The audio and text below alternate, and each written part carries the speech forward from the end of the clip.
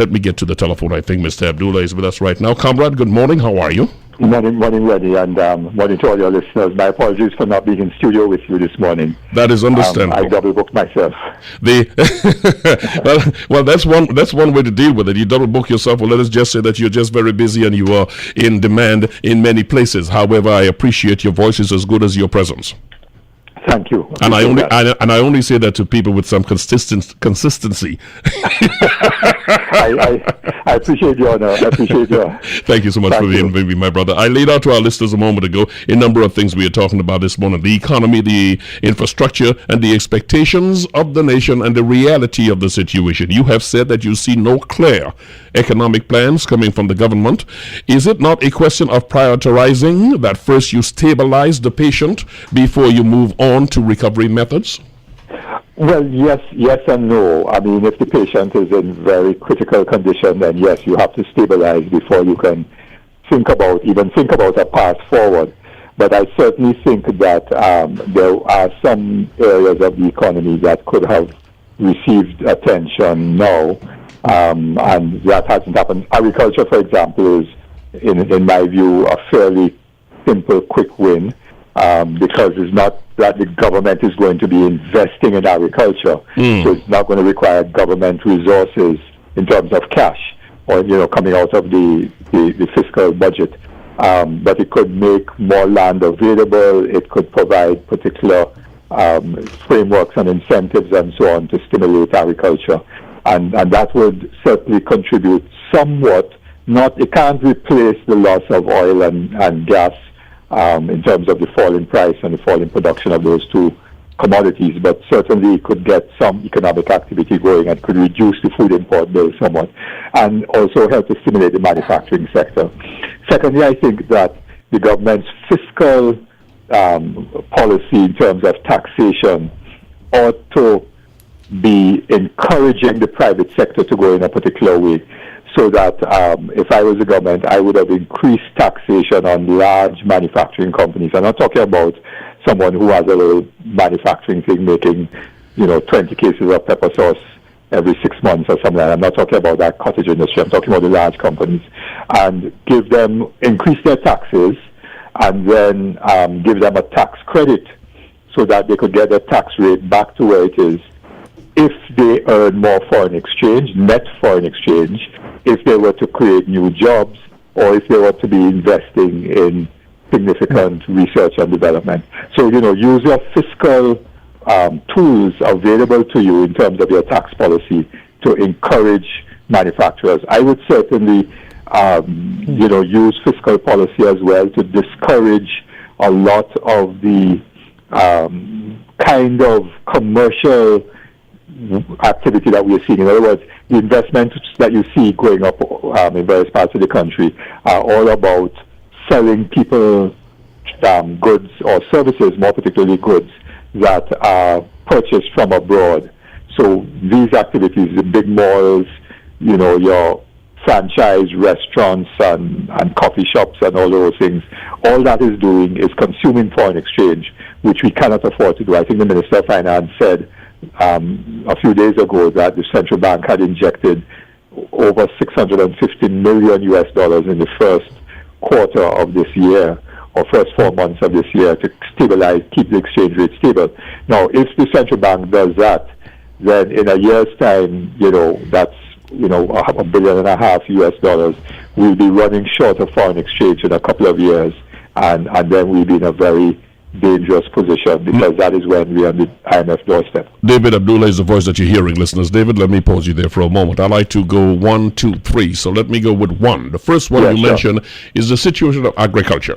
Agriculture, of course, is the sustainability of the nation lies in the basket there. Now, how I asked my first question was, I said, the first thing you do is to stabilize the patient. Carony Greens is an example of stabilizing the patient. A lot of places that we've been spending money into and not getting the yield for it is a way of stabilizing the patient. Sometimes you want to get the action, but sometimes sometimes you have to prioritize which one goes first.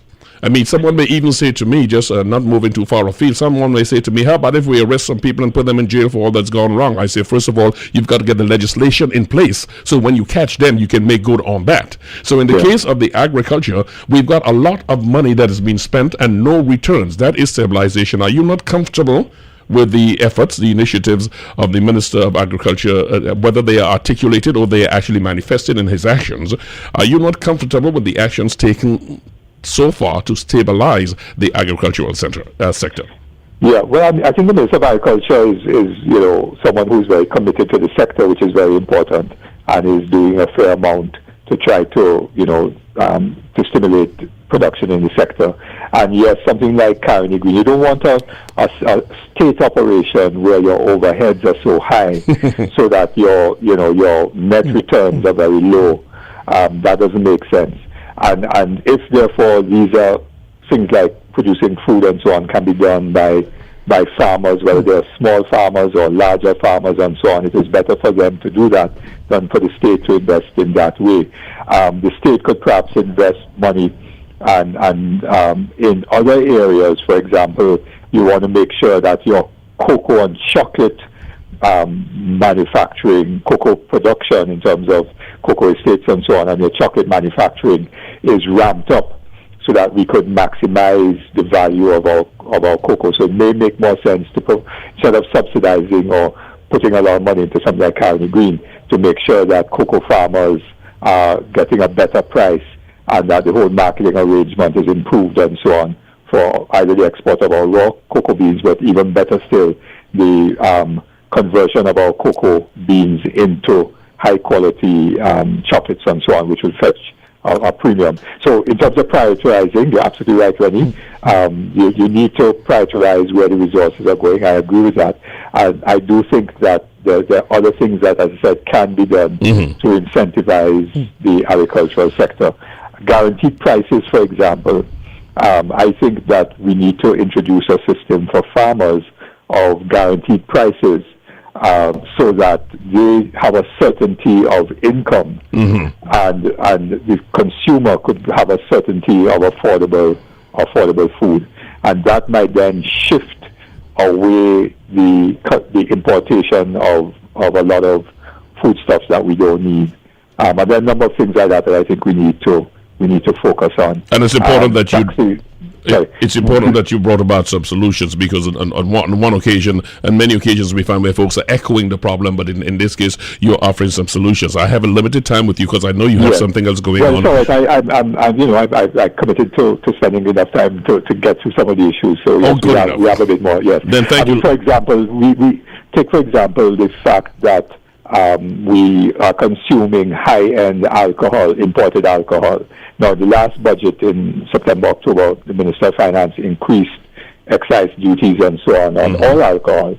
If I was the Minister of Finance, I would have increased it on imported alcohol. So those who want to drink champagne and expensive Scotch whiskey, let them pay twice as much as they're now paying. And then a lot of people would stop drinking that and turn to local alcohol. I'm not talking about the ones that are brewed in people's backyard. I'm talking about, legally brewed alcohol and so on, local. And so you shift consumption again, and you cut down your food import bill. I think the Minister of Agriculture made an amazing statement last year sometime when he said, he gave the figures of how much money was spent on imported whiskey alone. I don't have the figure off the top of my head, so I don't want to quote a wrong figure. But it was several $100 million in the space of 6 months, which was absolutely crazy. But we can't afford that. As in everything, food like strawberries and so on. Why don't strawberries cost 10 times the amount they cost now? Tax it by 500 about 1,000%. So if somebody who's earning $100,000 a month wants to buy strawberries, let them spend their money on that, but make it very unaffordable for most people. So you eat Julie mangoes, which you can't beat. I have a Julie mango in my yard, and a core Julie mango is one of the best fruits that you could get in the world. Many times it's necessary to consider the revolution, but reality sometimes say you have to go the evolution, which is the slow process. So I believe we have got a degree of incremental taxation going on. You mentioned that they should have raised substantially the taxes own corporations. Would that not be a disincentive rather, for other businesses to start up, for startup businesses and so on? Is that too not another area where you must use the incremental method as against the drastic method? Because not only those who are here would complain, but those who are planning to invest, because in tough times you want to encourage investment coming in. So isn't that part of the consideration that must go into the equation? Yeah, so the taxes are not going to be on every business. It will be those businesses, say, earning up after-tax profit of more than X million dollars. You could say $15 million, $10 million, 25, 50, 100, and then it could go up, incrementally, so that the tax rate on a company earning $400 million after-tax profit will be higher than a company earning $40 million after tax profit.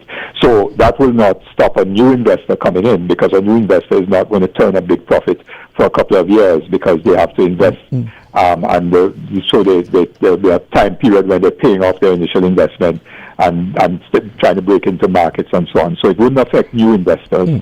It will impact on existing large firms whose effective tax rate is often lower than what you may be paying at 25%, or what I might be paying on my pension at 25%, because they can create offshore companies and locate some of their profits there, and those are not taxable and so on. So the companies often find ways of reducing their effective tax rate, their real tax rate, and that therefore means that the burden of adjustment is not being equally shared in these difficult economic times, because the average citizen can't do those things.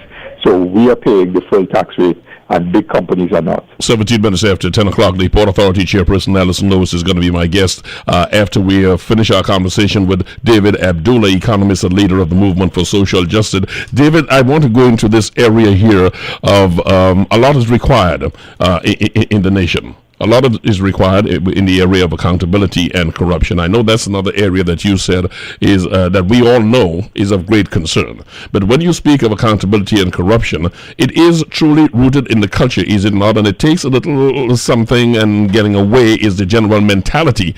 Instead of only asking for more, I am chagrined, disquieted greatly by what I find is a willingness to use the misfortunes that we have and the bad culture we have as a political weapon, as against leaders standing up and challenging the citizenry in general to increase their patriotism, to be more dedicated towards nation building, to show their responsibility. So instead of going with the vote-getting sloganeerings that we hear all the time, are you as disquieted as I am that leaders are not in fact asking the nation to take responsibilities, each individual, as against using this as political weapons every opportunity we get? Yes, I am, and I think that people need to set the example at the top, because people obviously pay attention to what is taking place at the top. So when you have, for example, the terrible imbroglio, to use a problematic word, but that's really what I could find at the moment with respect to the judiciary, and this standoff and so on that now exists between the Judicial and Legal Services Commission on one hand and the Chief Justice and so on, and the Law Association, the majority of members who voted for them to resign. I'm sorry, you had me lost there for a minute. You actually mean the opportunity to express my position and move myself forward. But I understand where you are. Go ahead, so please. What I'm saying is that the citizenry looks at what takes place at the top, because examples have to be set by those at the top. In a household, children look to see how their parents behave, or their immediate family, and take pattern from that. So when the average citizen sees this confusion, for example, with the Judicial and Legal Services Commission and the Chief Justice and all of that, it sets a very bad example for the whole country. And similarly, when you have allegations of wrongdoing and or corruption or bid rigging or alleged contracts that have gone crazy and so on, we need to have closure on those things. Other than that, they just remain as allegations. And you're right. You said something earlier already about us needing to have the laws in place that will ensure that persons who do wrong get caught and are charged and brought to justice. But it's not only the laws. There are, I think, laws that do need to be tightened up and upgraded and improved. But there are also existing laws. But if your process of getting the evidence is not properly established, in other words, if you look back at when Ramesh Launch Maharaj was Attorney General, he got evidence. Well, he didn't get the evidence, but he set up a process which led to persons being charged both here in Trinidad and Tobago and in the United States. And the evidence was strong enough that those who were charged in the United States actually went to jail and so on. So, and are out of jail while those charged here had their court matters concluded.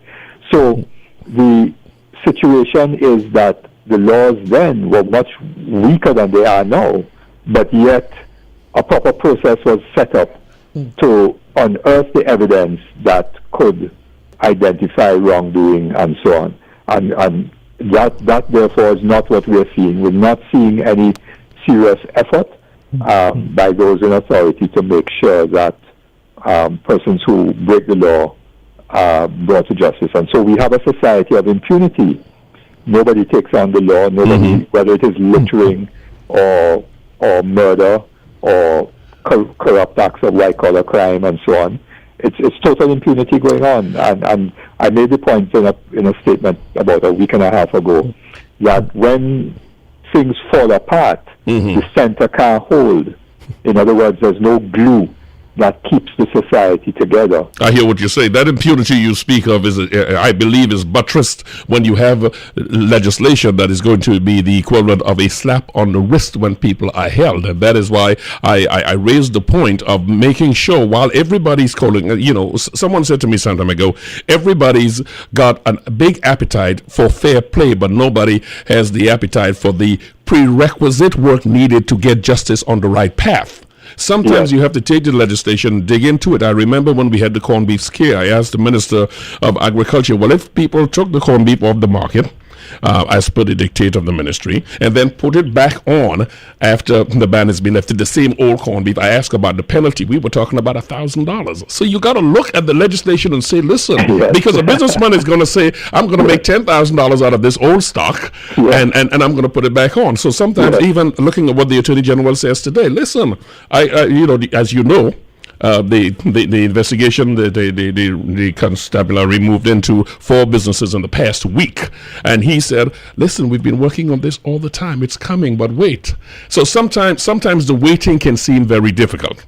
But we have to put the legislation in place, because it is not enough to arrest me and I get a slap on the wrist. When you arrest me, it must be a punishment that is prohibitive for me and or anyone else to continue. That would get rid of the impunity you speak of. Agreed. And for example, if someone, a police officer, for example, or a customs officer, or somebody in licensing, I'm just using some examples, better than revenue, somehow then builds a $5 million mansion on a salary of $8,000 or $10,000 a month, unless they could prove that it was their grandfather's inheritance that gave them that $5 million property, the property should be forfeited by them. The state should seize it. Why are you moving my conversation? You just went into the property tax issue. Why are you doing that?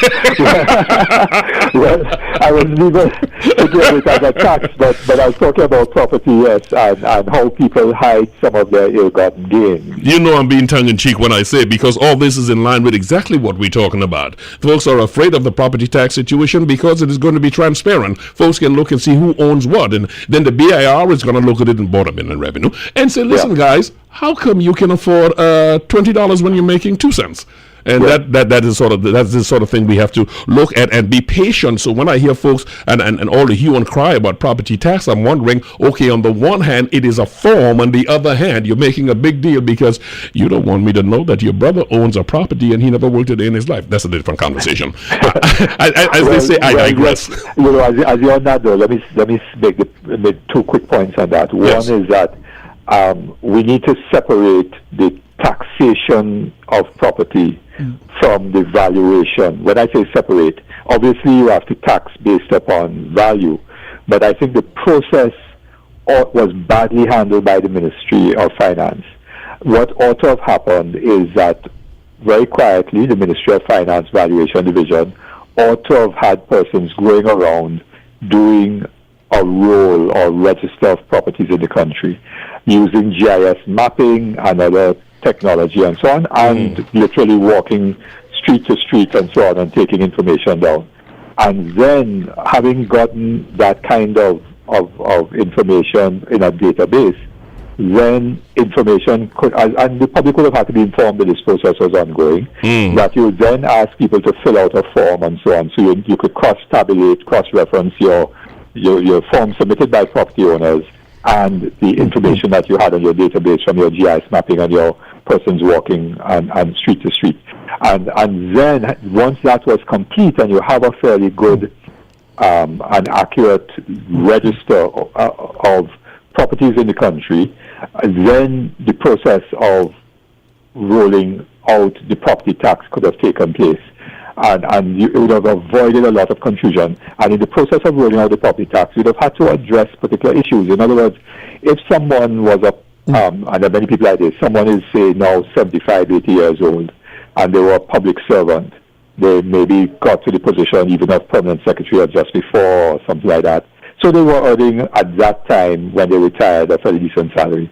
And they would have bought their house, 20 years before that. So that's like 35, 40 years ago when property values were very low.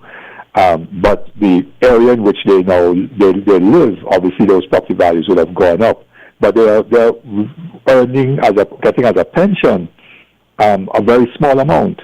How can you now expect them to pay a high tax on their property when their economic circumstances do not allow them so to do?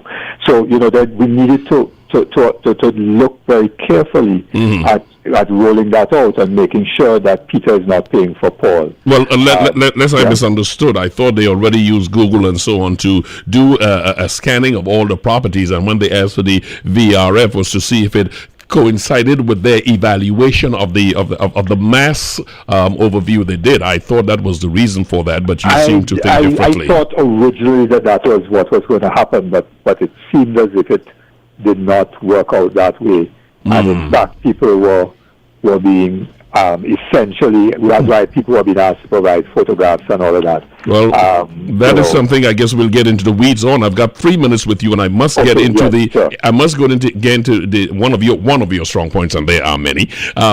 Because you were Secretary General of the OWTU, you understand the plight of workers and the fight for workers. We've got two things going on at the same time. Two things going on and have two rights going on. On the one hand, the workers are saying COLA is a serious situation. Cost of living has gone out of the blue, so you got to give us an increase there. On the other hand, the Exchequer is saying, listen, guys, I don't have money, hold strain. My question to you is, are these two rights reconcilable? Okay. Now, my understanding, if you're referring, there was a protest last week, and I heard it on the media, by NP workers over the issue of COLA. Now, my understanding of that actually is that is, because I was around in the union when that issue came up, that is a very old issue, and is really where the employer did not pay in accordance with the collective agreement. And so, because they weren't paying the right rate, and this is way back, so this goes back many years, as a result of that, the employer was running up a debt to the workers. In other words, if you were supposed to get a shift allowance, I know you do many shifts, Rennie, and so on.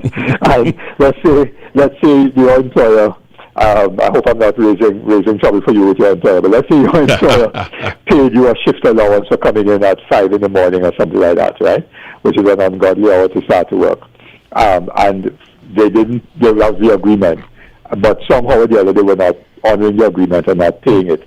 Then 5 years afterwards, it might add up to a tidy sum. Now, it's not the worker's fault that the amount added up to a tidy sum, and the employer is now saying, well, listen, I don't have that cash to pay you. The employer ought to be paying it in the correct amount from day one, and in which case it would not build up into a large amount. So that was the issue that I think was the protest that around coal. That is the one you're referring to. While I appreciate the clarity on that, I just mean cost of living.